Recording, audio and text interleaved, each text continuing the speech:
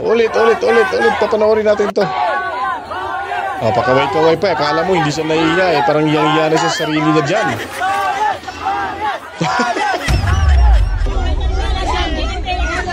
Huwag kayong maniwala dyan, Jimmy.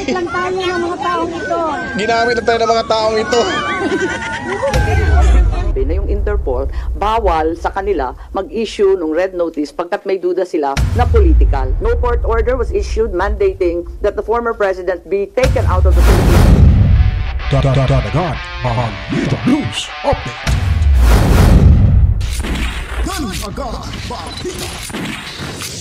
At sa amin, nakapag-harvest na kami. Kakatanim lang eh. So, hindi, buti na lang yung timing. Hindi yung bago aanin, nakapag-anin na tayo. So, yung season, okay. It's just,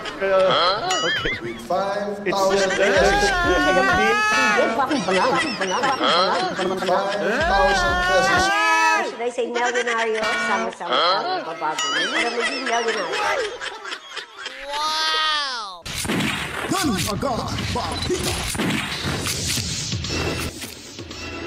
Alright, welcome back mga kabaitan. Nagbabalik na naman ho tayo. At heto na naman, ang ating ilalahad ng impormasyon ay talaga naman medyo nakaramdam na ho ng takot at kaba ang Bongit administration mga kabalitaan. Ayusin muna natin tong mikropono, parang bumaba. Ayun, alright. So yun po mga kabalitaan, ay lumabas na ho yung initial na or summary report patungkol mga kabalitaan sa investigasyon na ginawa ni Senator Amy Marcos kamakailan lang patungkol ho ito kung ito ba'y may basihan ang pagkidnap ayon sa pamilya ng mga Duterte kay Tatay Digong Duterte sa mga alam niyo na kung sino-sino ho yan sila mga kabalitaan. Diba si Rimulya, planado na, itong si John Vic, itong si Anyo, may paawa ipik pa si Anyo mga kabalitaan. Hindi nyo na mabudol boss ha. Itong si Gibo mga kabalitaan, na akala mo parang ano din eh, parang ewan lang din mga kabalitaan. At ito namang si Boyeng talagang obsessed mga kabalitaan sa mga pangyayari. Ayaw nilang pasalitain itong kapatid itong si John Vic. At yun nga, lumabas na nga yung summary report ni Amy Marcos at maya-maya pakikinggan ho natin yan mga kabalitaan. At ito naman ho itong si Attorney Aw Taclesa Castro ay naku po, talagang ayaw daw nilang makipag-cooperate. Mamaya po, pakinggan nyo po yung kanyang sinasabi. Tingnan nyo yung katangahan mga kabalitaan. At yung sino pa ba yung pag-usapan nun natin? Si Maris Umali. Nakakaawa dito si Maris Umali mga kabalitaan. No? Talagang lintik na walang ganti yung nangyari ho sa kanya. At napahiya ho siya dito mga kabalitaan. So panoorin ho natin to dito. Bago pa po palang lahat, no? Babatiin mo natin yung ating mga masugid na tagapanood. Maraming salamat ho, Luzon, Visayas at Mindanao. Assalamualaikum sa ating mga kapatid na Muslim at sa lupalop nating mundo na may mga Pilipino, lalo na po sa mga overseas Filipino workers na ating sinasalduhan lagi dahil sila po ang ating bagong bayani ng bansa. Maraming salamat ho sa panunod at dito po, sisimulan ho natin dito. Ito. Ulit-ulitin natin to.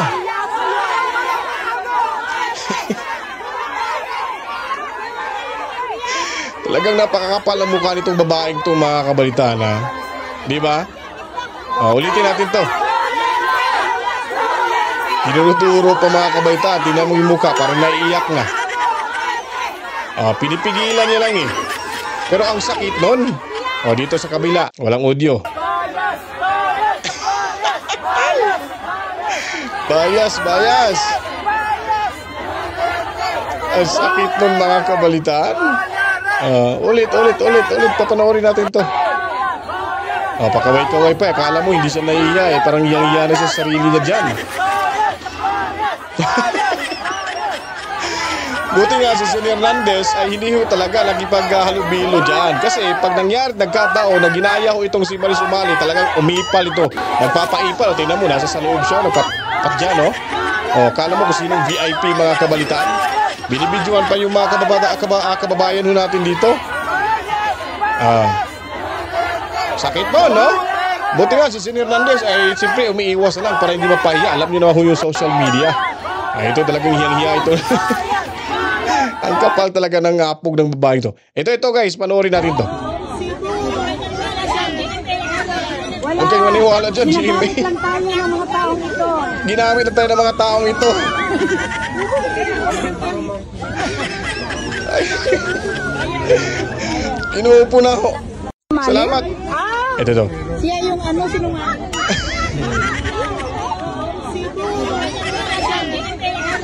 Wala. Ginagamit lang tayo ng mga taong ito. Baka akong kailan. Tingnan mo yung kakapalan ng mukha nitong babaeng to. Ayusin mo nga yung baba mo. Maris Umali. Mali? Siya yung ano, sinungaling. Siya yung sinungaling. Napakasinungaling itong babaeng to. Ang sakit to mga kabalitaan. Ito, si Mama Hanilet. Failed the mission, failed. Ulitin natin mamaya. Ang Hanilet.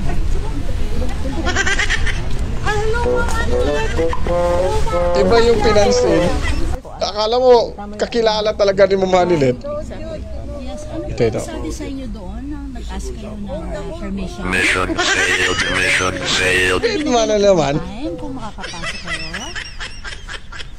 Meron po ba sila? Walang silbi talaga tong GMA. Failed, mission failed. Pangalawa na mga kabalitaan. Ito. Ito kanina eh. Paganda-ganda ng boses. Mission failed, mission failed. Kawawa ho yung mga nilalang tong mga hinampak na to mga kabalitaan eh. Di ba? No, anong masasabi nyo mga kabalitaan? Anong masasabi nyo dito? Talaga mismo na nga yung taong bayan, yung sambayan ng Pilipino, lalo na po yung mga nasa abroad, yung mga OFW, yung mga resident na ho doon, yung taga doon na iba, bumiyahi pa sila para ipakita yung suporta nila kay Tatay Digong Duterte. Ngayong araw mga kabalitaan, may gaganapin hong hindi ko alam kung anong oras yon, basta kung may oras tayo mag-live tayo mga kabalitaan. At yun nga, no? Ito, kawawa ho sila dito. Pero ito yung magandang balita. Lumabas na ho mga kabalitaan sa ano bang term niya tinatawag na? Yung summary report, no? Parang ganun yata yung term nila eh. So sa summary report ni Senator Amy Marcos, lumabas ho dito ang kung ano ho talaga yung katotohanan. Dito ho tayo maniniwala. Hindi ho maniniwala tayo diyan sa Malacanang. Lalo na ho itong si Au Castro. Si Tacles sa mga kabalitaan. Attack dog to eh. Nilagay diyan ni Marcos para ho may pantapat sa mga DDS vloggers na kung hindi nila nagugustuhan yung balita ay sinasabi ni Au na fake news mga kabalitaan. Sila nga lang dyan ng gumagawa ng fake news mga kabalitaan eh. Di po ba? Wala ako na ipakita ditong gaya na lang yung nangyari kay Lisa. Sabi daw niya, nasa Pilipinas na. Pero yung sigaw ng mamamayan, ipakita nyo mag-live siya para malaman, no? Di ba? Wala silang maipakita. Hindi yung magkapag-live si Lisa. Ano bang tinataguan? Kung totoo man na nasa Pilipinas na ho siya, para matapos na ho yung usapin. Kasi yun ang gustong malaman ng taong bayan mga kabalitaan. Kasi nga, hindi nyo na nga mabudol ang taong bayan dyan sa Malacanang. Kayo dyan sa Malacanang. Huwag na kayong umasa pa na paniniwalaan ho kayo. Pati pa yung remittance na idadamay nyo pa, sisisihin nyo pa sila na magkakaproblema din yung pamilya. Pera ho nila yan. Maawa ka. Maawa ka, Nyura. Dito tayo kay Amy Marcos. Talagang ako naniniwala talaga ako, simulat sa pool pa lang, planado na ho talaga. Kasi nung lumabas sa TV, itong si Remulla, nagmamayabang, patawa-tawa pang si aka Renz Verano. Patawa-tawa pa siya sa harap ni Pinky Web dahil nga group effort at hindi daw siya ang nagplano. Kahit hindi kayo ang nagplano, kung meron nung kayong napag-uusapan, ay may plano na ho yan. At dito ho nalaman sa investigasyon ni Senador Amy Marcos, hindi lang pala March 11, yung di umano nagiging yung pag-execute, yung pagdakip kay Tatay Digong Duterte. Parang Enero pa yata itong pinagplanuhan eh. At binabantayan ho ni Anyo. Itong si Anyo naman, itong unano na to, sabi niya, naawa daw siya kay Tatay Digong Duterte. Napakakapal talaga yung apong ito. No? Ngayon planado siya pala mismo isa sa nagplano at binabantayan si Tatay Digong Duterte. Pakinggan ho natin dito mga kabaitaan. Walang warrant, At walang court order ang pag-aresto kay dating Pangulong Rodrigo Duterte kaya nalabag ang kanyang karapatan ayon sa inisyal na investigasyon ng Senado. Kasabay nito, lumabas rin na planado ang pag-aresto kay dating Pangulong Duterte bago pa man ito maisakatuparan. Taliwas sa mga pahayag ng Malacanang na Marso 11 ng madaling araw lang nila natanggap ang arrest warrant. Magbabalita si Mean Corvera. Inilabas na ni Senador Amy Marcos ang preliminary findings ng Senate Committee on Foreign Relations hinggil sa ginawang investigasyon sa pag-aresto kay dating Pangulong Rodrigo Duterte. Okay, stand corrected. Preliminary, yung sa investigation result nila mga kabalitaan. So, kaya sabi ko kasi kanina, summary report. Ayon kay Marcos, malinaw na walang legal obligation ang Pilipinas na arestuhin si Duterte at i-turn over sa International Criminal Court. Wala anyang hawak na red notice mula sa Interpol, sa halip ang bitbit ng mga otoridad, diffusion na hindi umano verified ng Interpol Secretariat, walang kasamang request mula sa ICC para sa extradition o pag-surrender ni Pangulong Duterte. O, di ba? Tingnan nyo yung kabalastugan nila mga kabalitaan. Kung hindi pala, kaya pala si Boyeng takot na magsalita itong kapatid niya dahil baka siguro madulas at sila ay mahuli ho. Kaya lagi ine-excuse niya dito. Kailangan daw executive session. Ngayon nalaman pala nitong si Senador Amy Marcos na una yung diffusion, wala palang verification mula ho sa Interpol at ng ICC. Di ba? Walang red notice. Walang warrant of arrest mga kabalitaan. So ano bang ibig sabihin ho nito? Simple lamang ho. It is politically motivated mga kabalitaan. Klarong-klaro naman ho. Bakit po ba nila agad-agad ipinadala sa the Netherlands? Mag-e-election na po. Pag si Tatay Digong magsasalita, talagang mapapakinggan ho siya ng taong bayan. Yun po yung iniiwasan nila na si Tatay Digong makapagsalita. Kasi makukuha niya ho yung tiwala sa taong bayan sa kanya mga kabalitaan. Pangalawa, may laban si Sara Duterte, mas lalong mahihirapan sila pag nagiging abogado pa si Tatay Digong Duterte dito mga kabalitaan. Diba? So pangatlo ho, para ma-distract yung plano ho, lalo na pag pangangampanya. Kaya ang ginagawa ho nila, lahat ng mga kalyado ng DDS ay talagang titirahin ho nila ng kumbaga walang kalaban-laban. Kumbaga nagtitake advantage ho sila sa kanilang posisyon ho ngayon, ginamit ho nila sa hindi maganda. Tapos ipapalabas nila na ganito ganon. Ngayon, Tore, ano nangyari sa'yo? Nagmamayabang ka na may warrant of arrest. Dito pala, wala palang warrant of arrest. Hindi ka nga makasagot ng maayos kay Senator Amy Marcos. Si Anyo, hugas kamay din.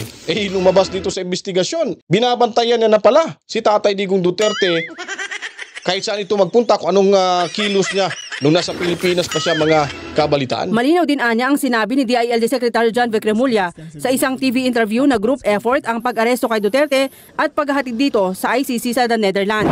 Ipinagtapat naman ni Secretary Boyeng Remulla na talagang nagbago. Tinatanong ko kung kailan nagbago at bakit nagbago at ano yung pagbabago. Sabi niya lahat naman tayo habang tumatanda, natututo at nagbabago ang isipan. Yun lang ang pinaliwanag niya. Pero maliwanag na nagkaroon ng pagbabago. Kaya nga, may nagsasabi na yung Interpol bawal sa kanila mag-issue ng red notice pagkat may duda sila na political. Kaya ang pinalabas lamang nila ay yung diffusion para hindi sila sumabit kasi pinagbabawal ng sariling konstitusyon ng Interpol kapag political. Di ba? Hugas kamay nga Interpol paano to ngayon? Paano ngayon, Boyeng? Sasabihin mo, talaga tao lang tayo at pag tumatanda, nagbabago ho. Mababago mo ba yung ginagawa nyo dyan? Pagpapadala ni Tatay Digong Duterte? Ganon-ganon na lang ho ba? Yung pagpapaliwanag mo sa sambayan ng Pilipino na nagmamahal kay Tatay Digong Duterte? Ang laro nyo kasi dyan sa Malacanang, pag naipadala na si Tatay Digong Duterte, mga kabalitaan, ay goods na yon. Bahala na. Sige, gawa na lang kayo ng remedyo para mapabalik si Tatay Digong Duterte. Itong Interpol nga, hindi pala nagbibigay ng warrant of arrest dahil nakikita pala nila na ito ay talagang may bahid politika ho ang kanilang planong pagpapadala dyan sa the Netherlands mga kabalitaan ni Tatay Digong Duterte. So lumalabas na talaga yung katotohanan, answered prayer ho, na dapat may managot ho dito mga kabalitaan. Yung nagmamatigas-tigasan, yung nagmamayabang, yung gustong hihilain pa palabas si Tatay Digong Duterte, yung si Tory na yan, Talagang bukas makalawa may kalalagyan ho yan mga kabaitaan pag nakauhi si Tatay Digong Duterte. Dahil pwede ho sila balikan, pwede ho silang makasuhan ho sa kanilang mga ginagawang bayulasyon, paglabag ho sa ating saligang batas. Dahil hindi ho nila talaga binibigyan ng sapat ho ng proseso o di kaya yung kanyang karapatan para ay hingin sa Korte Suprema at pa-verify kung totoo po ba yung sinasabi lang may warrant of arrest. Kaso wala diretso agad sa 250 yung sa Villamor Air Base mga kabalitaan. Agad ilang mga oras at ang masakit pa dito nung kinausap ni VP Sara Duterte na sana makapasok siya para makausap niya yung tatay niya, ito namang si Diwata mga kabalitaan. Talagang sobrang ang tigas talaga ng apog nito. Pinagbabawalan Vice Presidente ng bansa. Ikaw general ka lang. Kung tutuusin, mas pwede kang swerte ka lang kasi kadikit mo si Bongit. Hindi mo ginalang yung karapatan ng Vice Presidente ng ating bansa. Binabastos mo na Di lang binastos yung Vice Presidente, maliban pa sa kanya, binastos niya na ho yung si Attorney Degra. Correct me if I'm wrong kung tama ba yung apelyido na nabanggit ko dito. Inilahila niya po mga kabaitaan, wala naman ho yan talaga sa batas na nakasaad mga kabaitaan na hilain mo para mahuli yung tao. Walang persahan ho dito.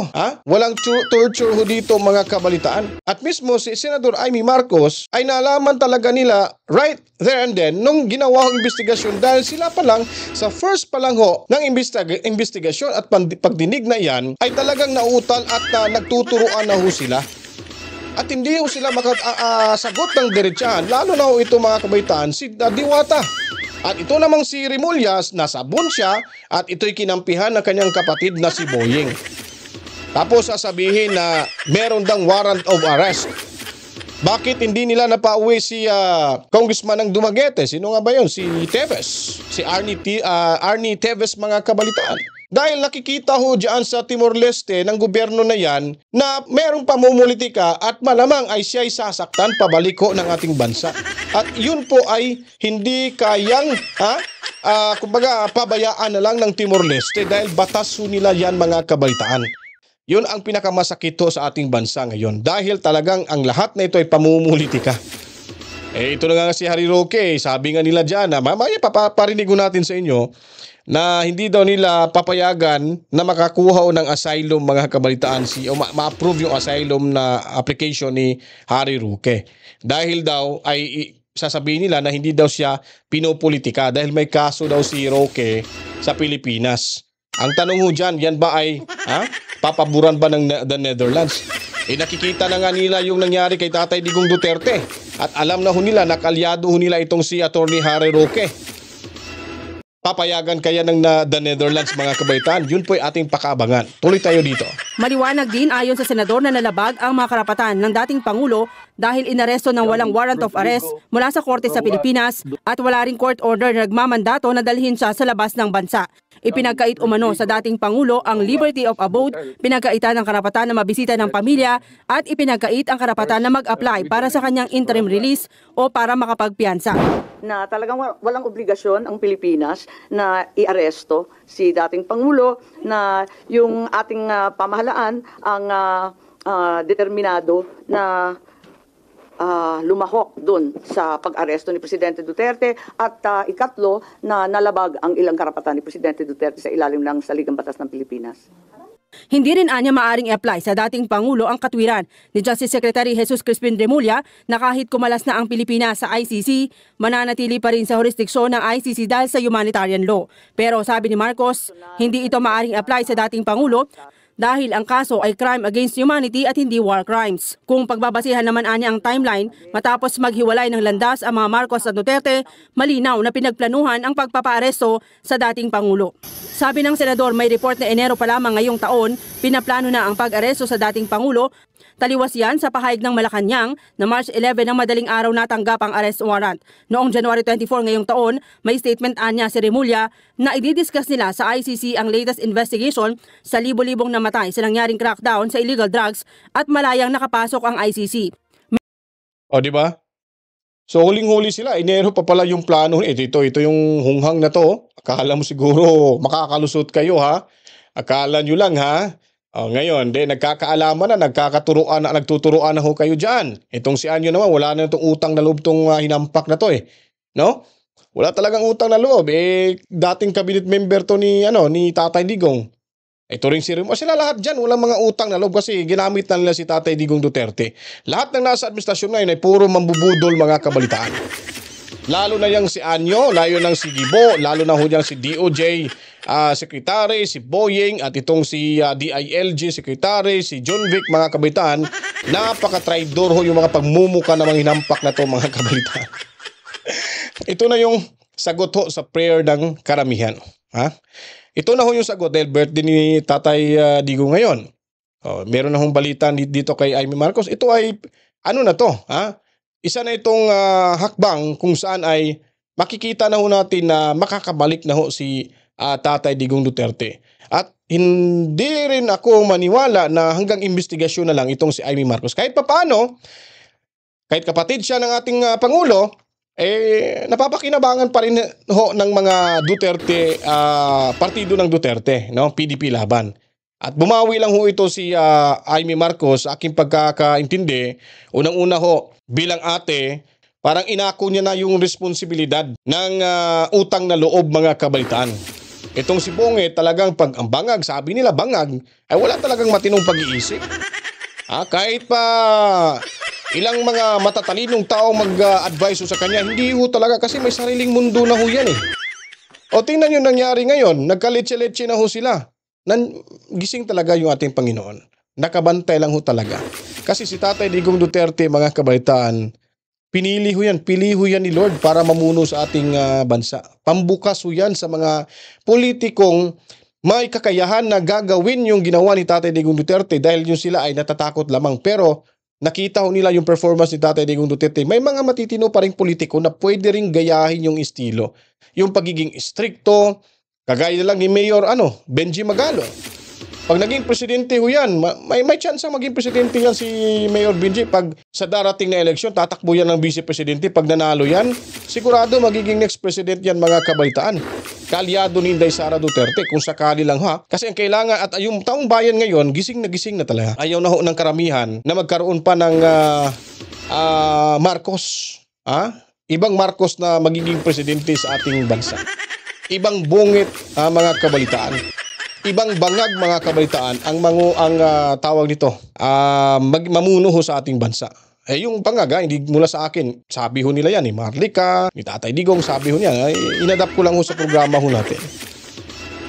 So dito na ho sila, ewan ko lang kung anong preparation ng gagawin na, dadami na ho. Napakadami na hong problema na kanilang atupagin ngayon, yung DOJ. Ewan ko lang yung vice cam kaya, pati na rin sa investigasyon.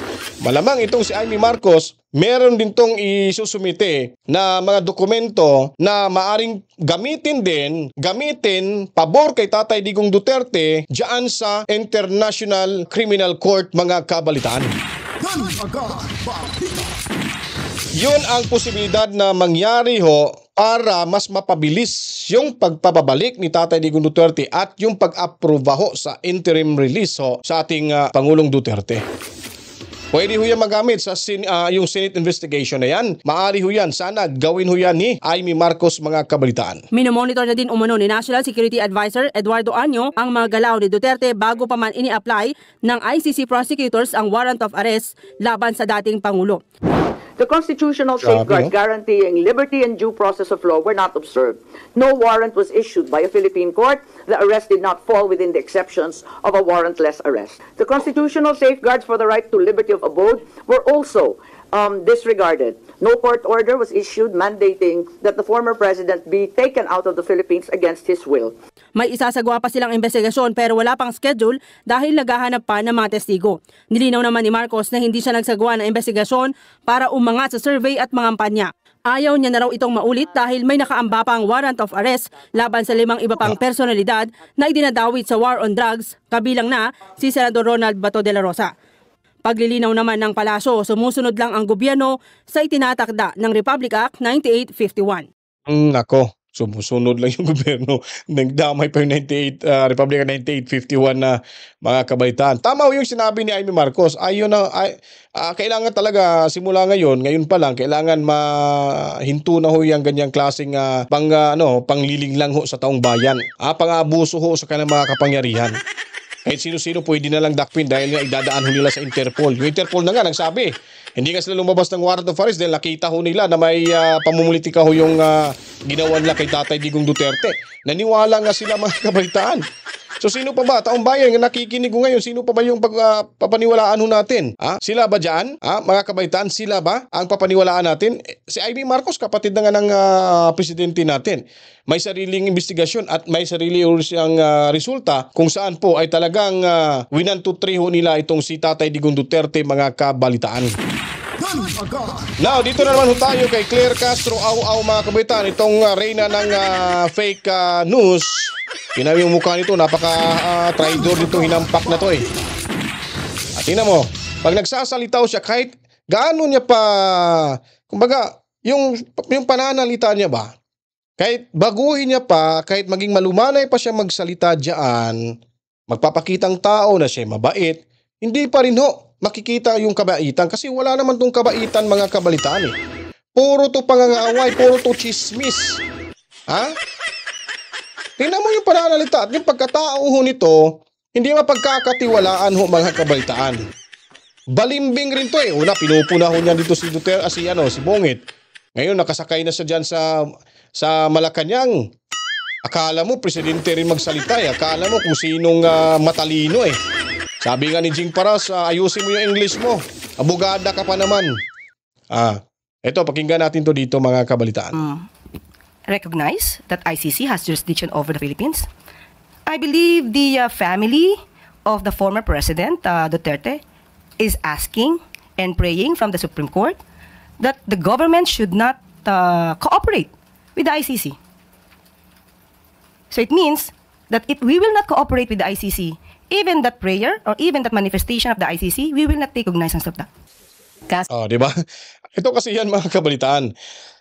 Nung time kasi, siyempre, diba, nag-request ho na sana hindi nag-request sa Korte Suprema na yung kampo ng Duterte na hindi panigan at hindi papayagan. Ngayon, parang ramdam na ho nila, mga kabaitaan, na si Tatay Digong ay makakabalik na. Sabi pa dito ni Boying Rimulya na ando na siya. Mahirapan din na niya makakabalik dito sa Pinas. Matagal pa. Parang ganun eh. Parang ganun yung kayabangan niya. Ngayon, ito naman si Castro, hindi rin sila papayag kung ano maging desisyon ng ICC dahil hindi ho nila kakatigan ito dahil wala na ho tayo sa jurisdiction. Tingnan niyo po yung katangahan nito.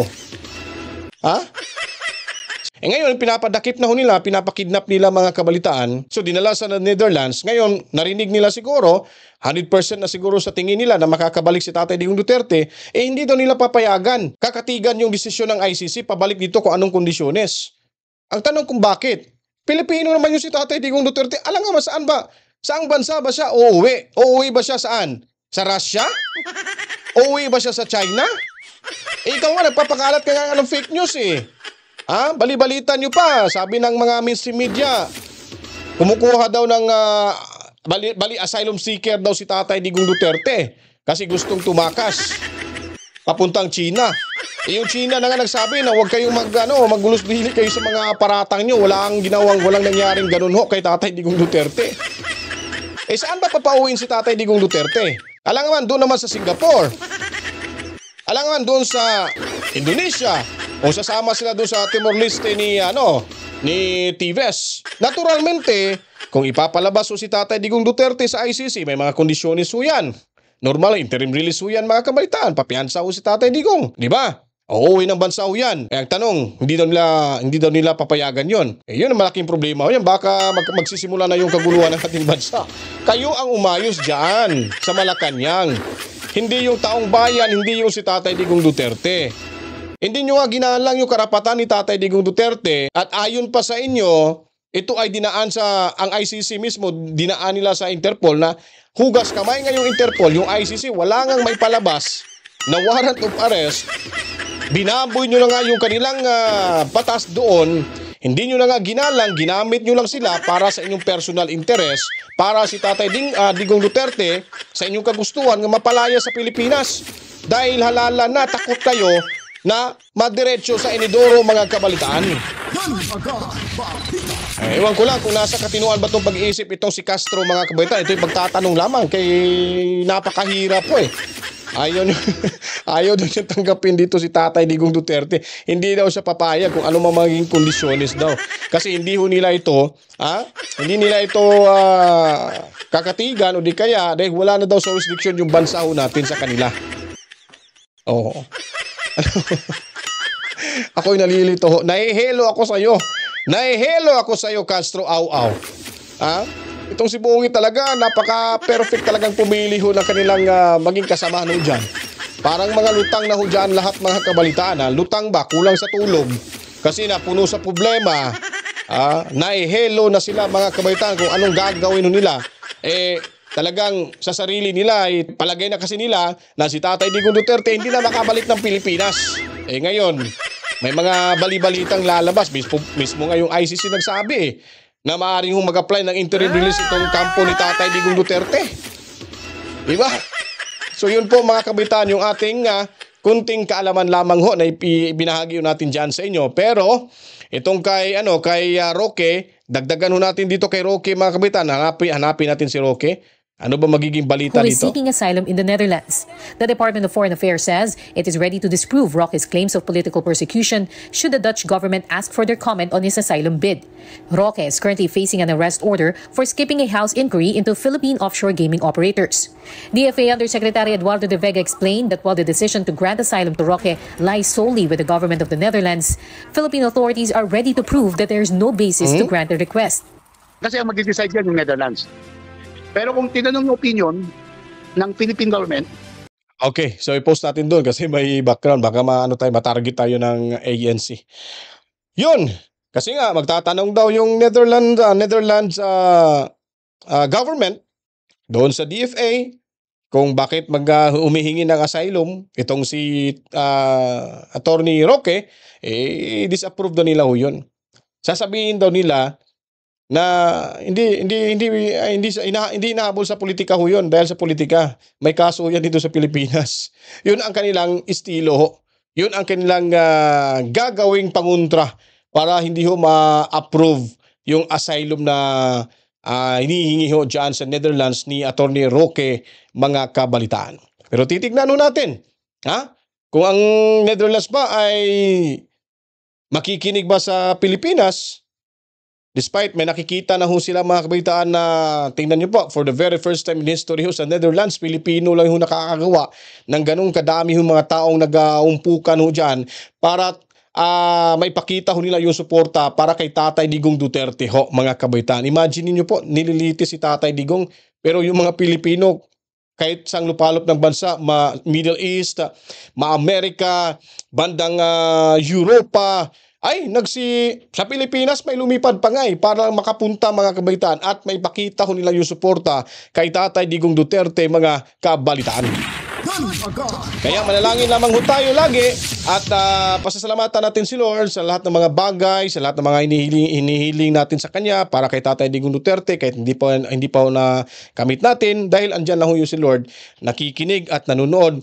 Ito po ay isang lamang ho, test lamang to sa mga Duterte dahil sila ho talaga panahon na rin kay Inday Sara Duterte na maglingkod sa Pilipinas dahil nakita na ho natin yung mga kabalastugan, nakawan at kung ano-ano pa pang-abuso sa kapangyarihan sa Bungit administration mga kabalitaan. Kaya kung magpapaalam na po, maraming salamat sa inyo lahat, Luzon, Visayas at Mindanao. Saan man lupalop na ating mundo, maraming salamat. Assalamualaikum. Masalam sa ating mga kapatid na Muslim around the world. At of course, ating mga moderators at saka sa ating mga silent viewers at Team Replay. At Mami Rose, Dari Birding, salamat to. At of course, mga kabataan, sa ating mga overseas Filipino workers, dahil kami po ang sumasaludo sa inyo dahil kayo ang aming bagong bayani sa bayan ni Juan. To God be the glory, Mama. Chip chip. Peace out.